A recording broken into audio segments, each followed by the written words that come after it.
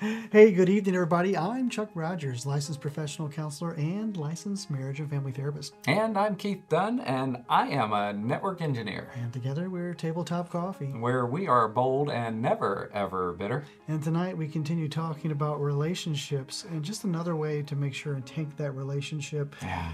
Part 2 of secrecy versus privacy. Make sure that if you really want to do away with this relationship, that you delete those emails and keep those passcodes secret. Stay tuned and we'll talk about it. So this morning, Keith and I had coffee and Right. we were talking about various videos to do for tonight. And by far, without question, the most watched video that we have done so far, Yes. and the most commented upon video so far, Yes. is the Privacy versus Privacy secrecy. versus Secrecy. It was number 11 of the Marriage Killing series, talking about if you really want to do away with that relationship and just kill it, make sure and keep things private. Keep things secret. Don't give your partner, don't give your spouse access to email accounts, passcodes, social media codes, phones.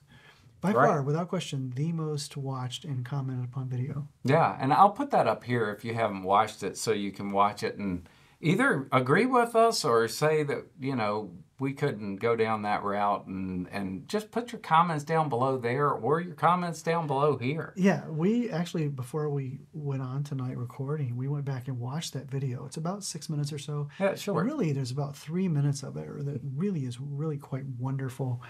And then we went through and read several of the comments.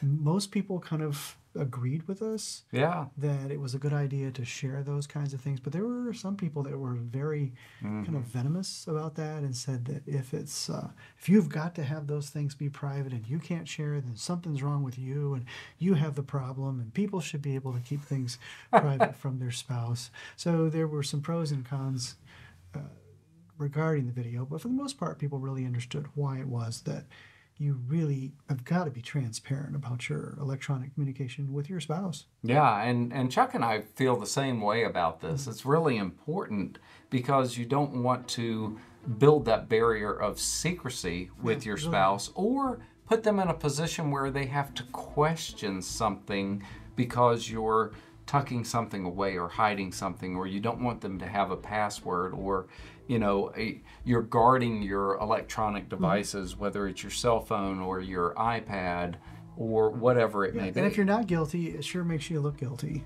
It sure does. Now, when we were talking this morning over coffee, you were talking about how you kind of get involved with this because of what you do, especially in the past for people. And the twist on it was about emails. Yeah, so I was talking to Chuck about this, and I said, I've run into things with this from time to time, especially sometimes with clients in business, but mainly with clients that I've done work for and their spouse might reach out to me, or it's somebody that I'm doing work for and they want me to check on something with their spouse, and they have a shared computer where they have something that they're checking on. Maybe they have different accounts, something's locked out, but they want to find out what's going on. Yeah.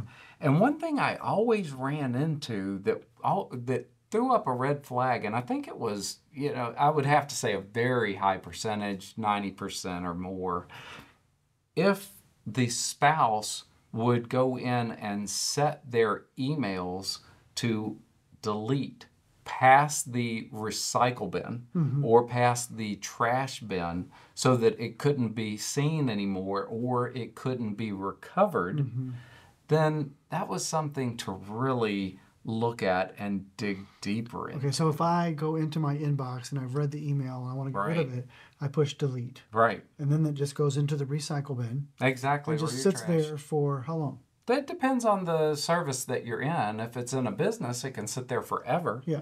If it's in some of these other free accounts, a lot of times they'll go in and clean them out after, I think Gmail's 30 days. I think Microsoft Outlook Outlook.com is 30 days and so on. Some of them I think are a little bit longer, but business will be but so if I go forever. in there and I set mine so that it just is gone. That's right.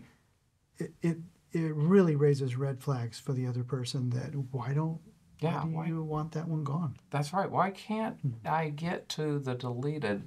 It's kind of the same thing, because people who would do that would also make sure that they cleared everything in their browser when they would close it out. So you have the option when you close out of Firefox or Chrome or Safari or whatever you're using to automatically delete all of your cache, delete all of the images, everything that's in there, all of your cookies, all of your passwords, just keep everything secret, wipe the entire thing out every time you close it.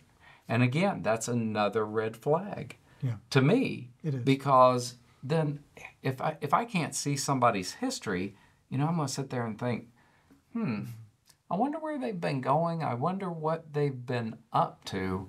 And then you have to get sneaky as an IT person to go in and capture that information before things get deleted, which I always hate going in and doing those things.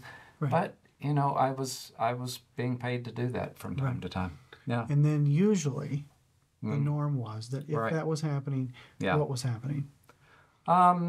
Normally they were doing something they weren't supposed to be doing. There were a couple of times when I found somebody who was in a relationship with someone else. A lot of times it was just they were going to inappropriate sites and different things and online. Yeah. So it wasn't, actually meeting another person, but, it went in all kinds of different directions.